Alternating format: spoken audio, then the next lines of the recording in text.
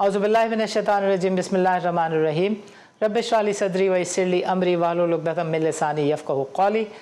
नाज़रीन, this is Sani Khan and you are watching new episode of inside financial markets. Budget आया चाहता है और बजट के ऊपर हर तरफ बातचीत हो रही है। बजट दो चीज़ों का नाम है। मीज़ानिये को दो चीज़ों में तकसीम किया जाता है, एक है इनकम और दूसरा है एक्सपेंडिचर। इनकम साइड को हमेशा पाकिस्तान में लीड करता है आपका टैक्स रिफॉर्म, टैक्स का agenda, revenue collection target, tax collection target. उसके ऊपर जो गवर्नमेंट की पॉलिसीज़ हैं उस पर किस तरह की बातचीत हो रही है, किसी हद तक तनकीद भी हो रही है। तो सबसे पहले हम समझना चाहेंगे कि जो टैक्स कलेक्शन का टारगेट है वो क्या है, इससे जुड़े हुए मसाइल क्या हैं और इसको कराची टैक्स बार एसोसिएशन कैसे देखती है। पहले सेगमेंट में हम बातचीत करेंगे अब्दुल कादिर मेमन साहब से। वो कराची नहीं बल्कि पाकिस्तान टैक्स बार एसोसिएशन के फॉर्मर प्रेसिडेंट हैं। और फिर उसके बाद हम बातचीत करेंगे अली रहीम साहब से, जो कि प्रेजेंट प्रेसिडेंट हैं कराची टैक्स बार एसोसिएशन के। अब्दुल कादिर मेमन साहब, welcome to the show and अस्सलाम वालेकुम। वालेकुम सलाम। सर, ये जो बजट तजावीज़ हैं इसमें टैक्स की रिकवरी के सर्टन मेजर्स हैं, जो अमेंडमेंट हैं, उनको आप कैसे देखते हैं? देखिए, अगर आप बात कर रहे हैं टैक्स लॉ अमेंडमेंट 25 की 2025 की, तो उसमें जो असल जो है दो तीन चीजें हैं। एक तो चीज ये है कि जिसमें रिकवरी के स्ट्रिंजेंट मेजर्स जो है वो लिए गए हैं। उस लॉ के अंदर अपने जो सिगरेट और बेवरेजेस पे जो लीकेजेस हैं उसके लिए इकदाम किया गया है। और दूसरा, जहां चंद जगहों पे जहां पर जो है वो इनको ये पता चला है कि शायद कोई वहां पर इलीगल जो है प्रोडक्शन होती है, तो वहां पर उन्होंने अपने स्टाफ को डिप्लॉय करने के कहा है। तो अब हम इसको तीन हिस्सों में जो मैंने बांटा है, इसमें पहला हिस्सा जो है वो टैक्स की रिकवरी वाला है। अच्छा, टैक्स की रिकवरी वाले में जो गवर्नमेंट ऑफ पाकिस्तान को जो मुश्किलात आ रही थी वो ये आ रही थी कि कुछ ऐसे डिसीजंस हैं जिसपे सुप्रीम कोर्ट या हाई कोर्ट ने जो है वो हतमी फैसले कर दिए हैं, या जिसको हम कह सकते हैं कि कंक्लूसिव डिसाइड हो गए हैं।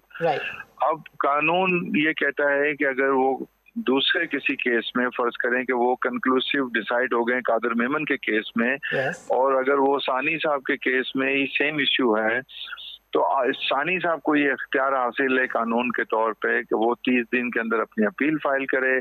उसका स्टे ले सकता हो तो स्टे ले। तो ये लॉ आया है कि जी ऐसा लॉ, ऐसे इश्यूज जिन पे ऑलरेडी सुप्रीम कोर्ट या हाई कोर्ट ने कोई कंक्लूसिव डिसीजन दे दिया है, तो उस पे ये आपको रिकवरी जो है वो फौरी तौर पे कर सकते हैं।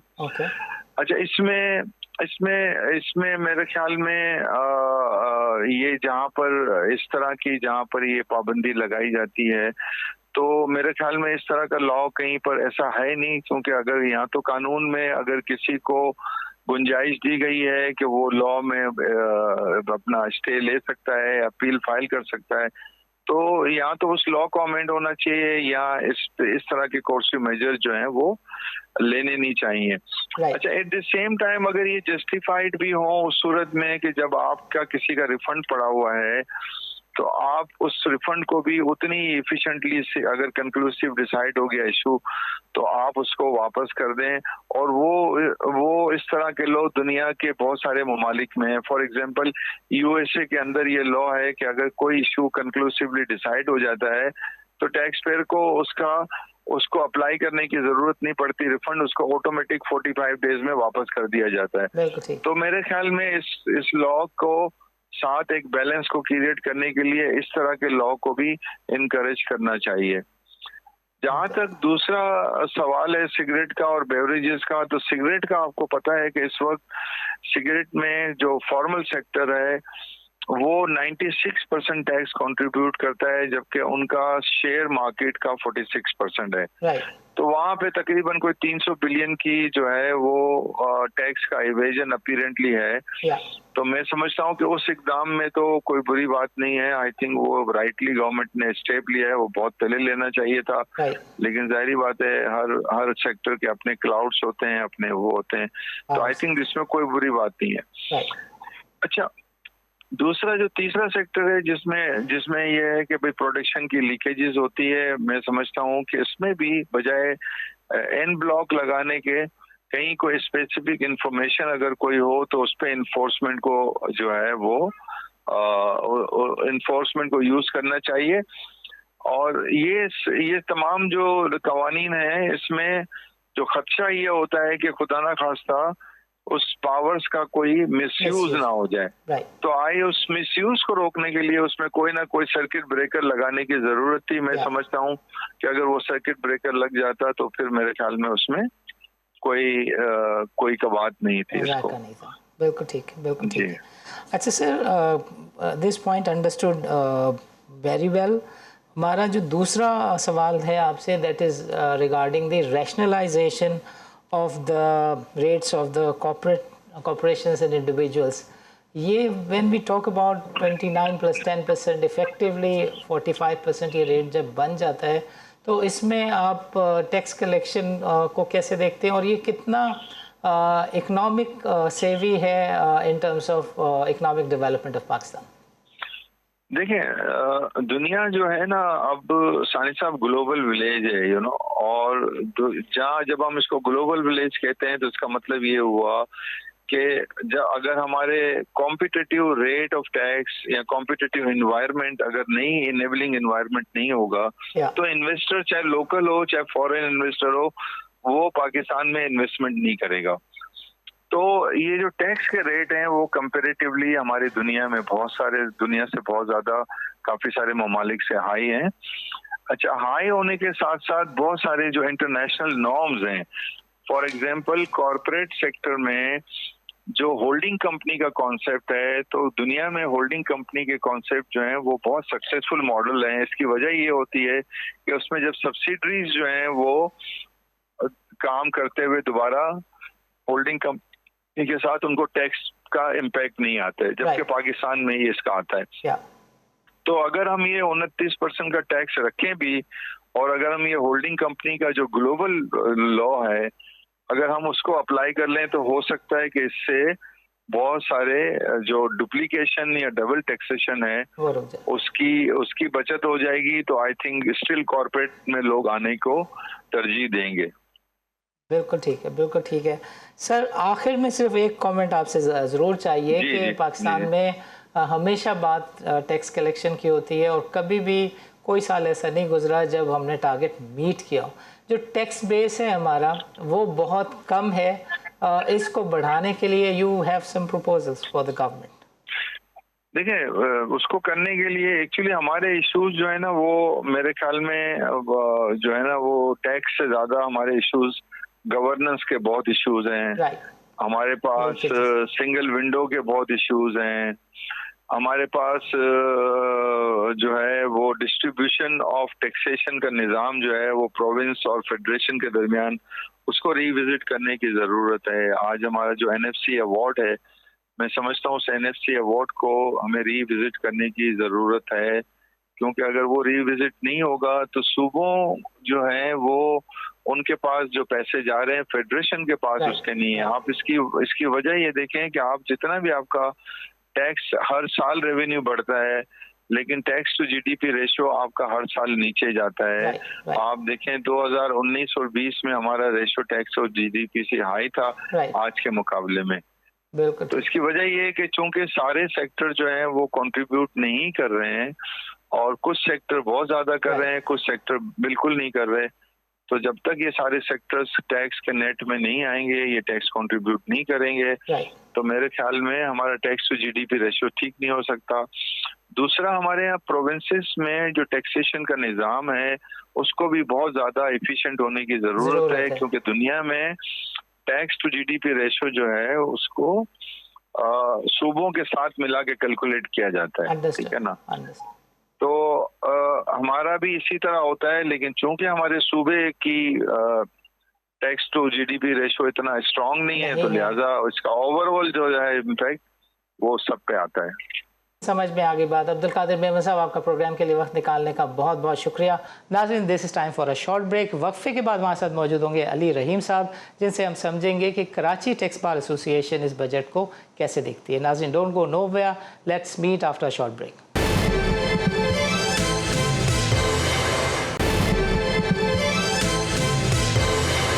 वेलकम बैक नाज़रीन, प्रोग्राम के इस सेगमेंट में हमारे साथ मौजूद हैं अली रहीम साहब, जो कि कराची टैक्स बार एसोसिएशन के प्रेसिडेंट हैं। हम उनसे समझेंगे कि Karachi tax bar association budget को कैसे देखती है। अली रहीम साहब, welcome to the show and अस्सलाम वालेकुम। वालेकुम अस्सलाम।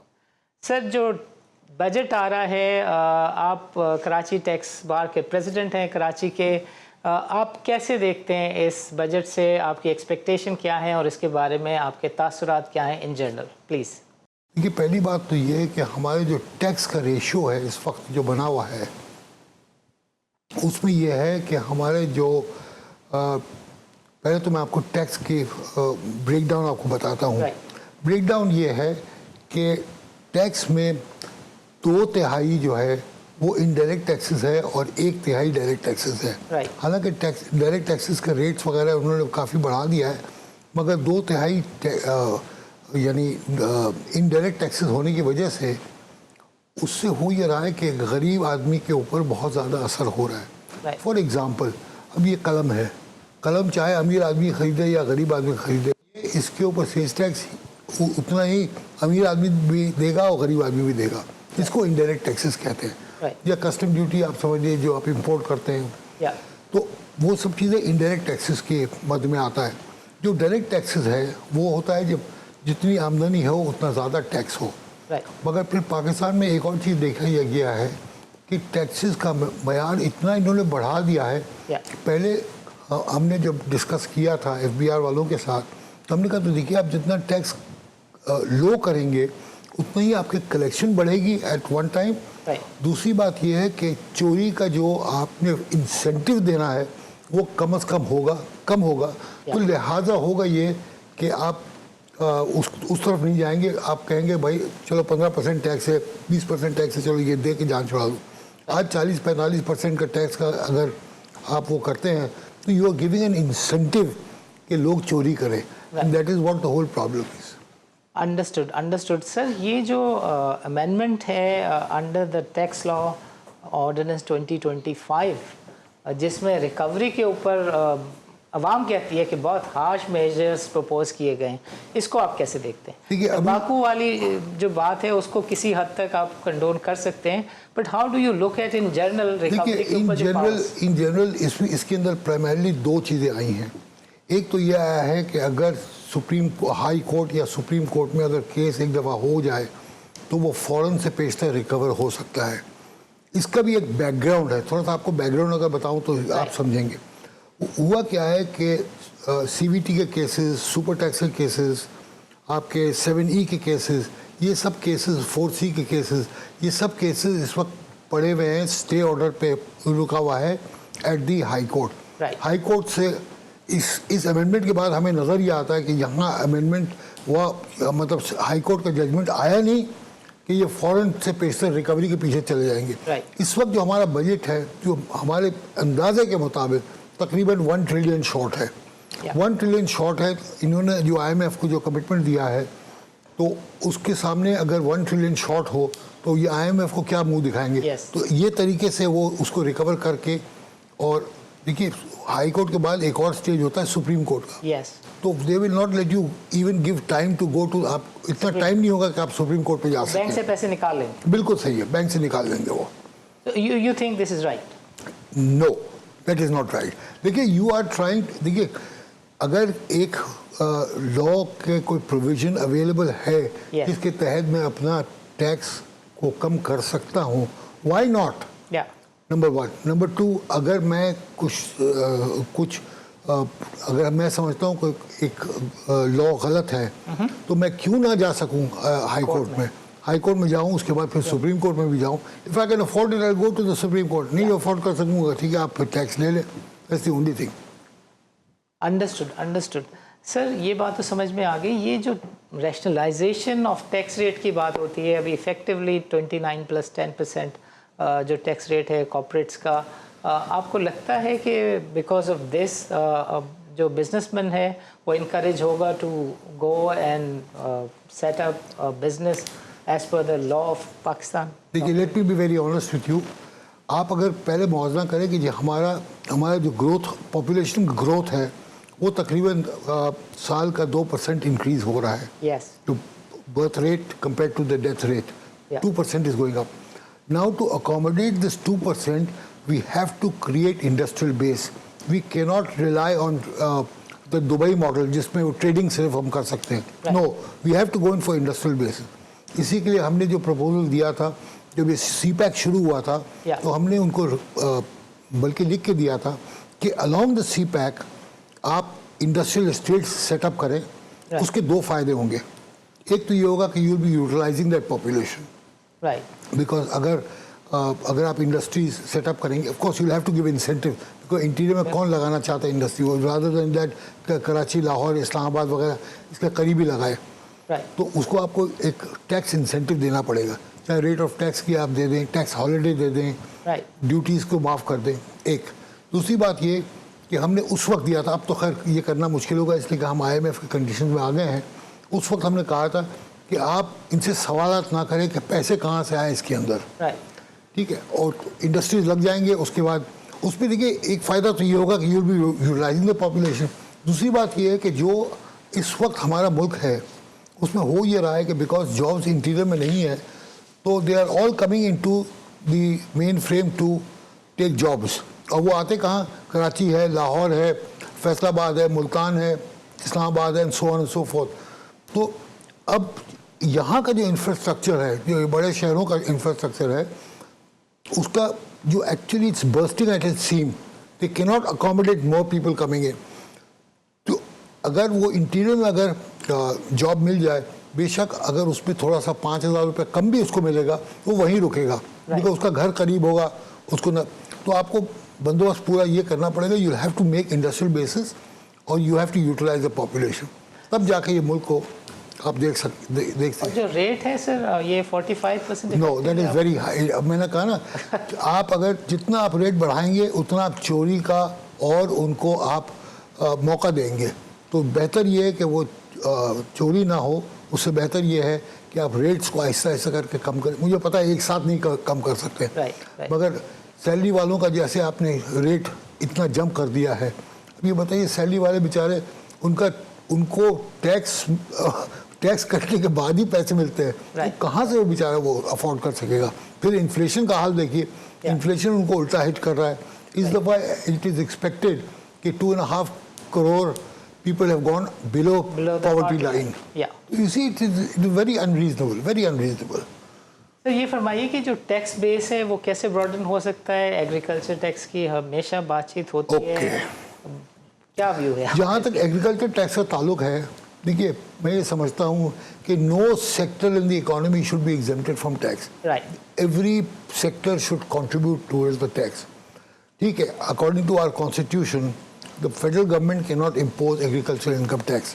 However, सारे गवर्नमेंट्स के पास, जो प्रोविंशियल गवर्नमेंट्स हैं उनके पास पावर्स हैं, सिंध एग्रीकल्चर इनकम टैक्स में, Punjab agriculture income tax, so on and so fourth, they can recover taxes. और अगर आपको याद हो तो 2013 में एक अमेंडमेंट आया था लॉ में कि अगर कोई एग्रीकल्चर इनकम दिखाता है और उसके ऊपर अगर प्रोविंशियल टैक्स नहीं दिया जाएगा तो that will be considered as a concealment. तो उसके बाद तो कुछ लोगों ने देना शुरू कर दिया था, मगर रेट ऑफ टैक्स फिर भी बहुत लो था।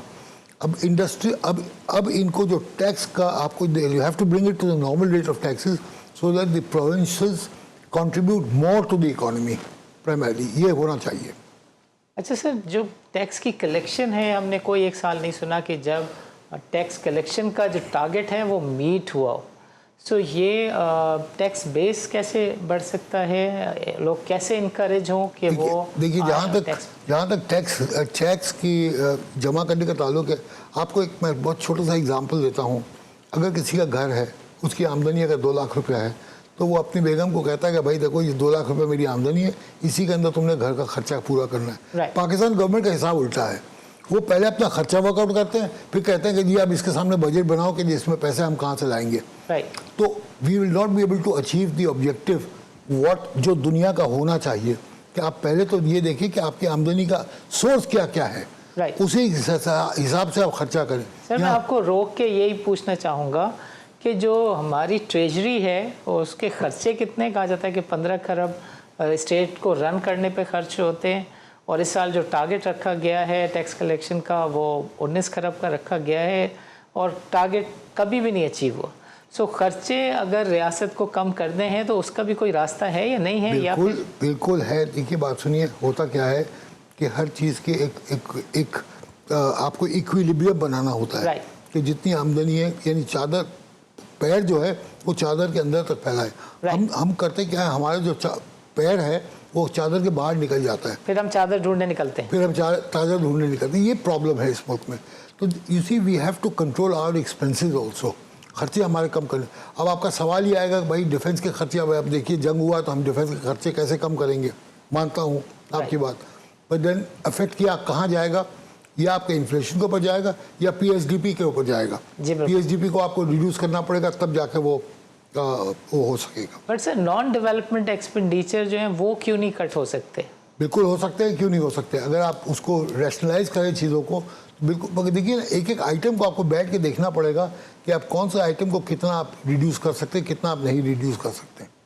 अली रहीम साहब, चूँकि प्रोग्राम का वक्त हमारे ख़त्म हो रहा है, हम चाहेंगे कि आप अगर ओवरऑल टैक्स मशीनरी, इसकी कारकर्दगी, मिनिस्ट्री ऑफ फाइनेंस और बजट एक्सपेक्टेशन के ऊपर कराची टैक्स बार की जानिब से कोई मैसेज देना चाहें तो हमारा प्लेटफॉर्म हासिल। मेरा मैसेज सिंपल है, बहुत सिंपल है, कि create friendly environment as far as taxation is concern.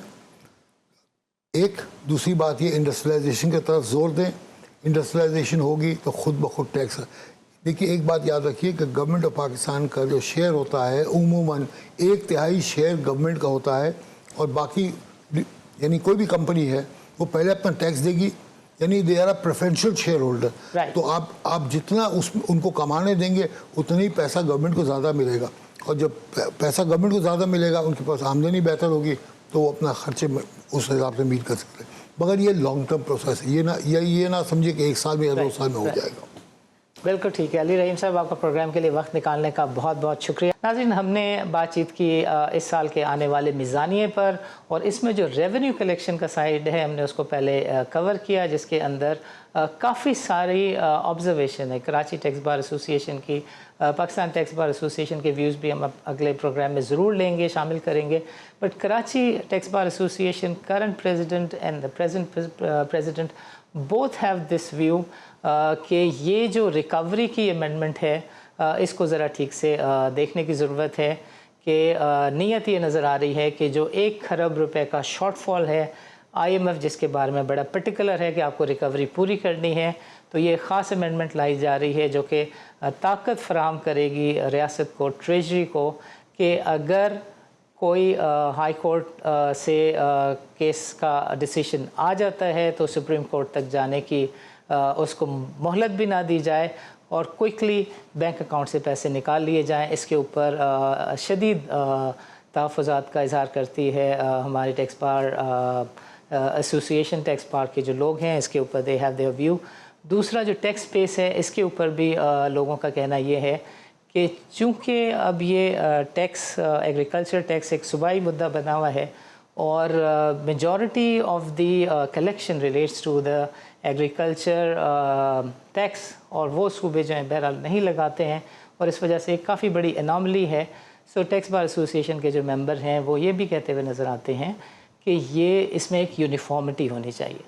Corporate tax जो है उसका भी रेट इतना ज़्यादा है, 29+10%, सुपर टैक्स वगैरह, और बाकी जो पेंशन फ़ंड और दूसरे फ़ंड रिलेटेड एक्सपेंसेस हैं उन सब को अगर आप मिला लें तो उसके बाद इफ़ेक्टिवली ये रेट 45% तक चला जाता है, जिसको अगेन जो ताजिर बरादरी है वो तबे लफ्ज़ों में कंडेम करती हुई नज़र आती है। दूसरी तरफ एक खौफ भी नज़र आया, किसी हद तक खुशकुन खौफ। पीपल हैव दिस व्यू के कोई डिफेंस लेवी नाम की चीज़ भी शायद लगने जा रही है। आर्मी की जो परफॉर्मेंस है वो सुपर्ब है और इसमें दे can not be to opinions कि पाकिस्तान में डिफेंस सरचार्ज लगना चाहिए, पाकिस्तान को डिफेंस एक्सपेंडिचर बढ़ाने की ज़रूरत है। इसमें there are no two opinions, but man on the street has this view कि ये कलेक्शन आप जो ट्रेजरी के ख़र्चे हैं उसको कम करके पूरा करें, एडिशनल लेवी या टैक्सेस के ज़रिए ना करें। नाज़रीन, इस तरह की बातचीत तज्ज़िये का सिलसिला आगे भी जारी रखेंगे। इजाज़त दीजिए, अल्लाह हाफ़िज़।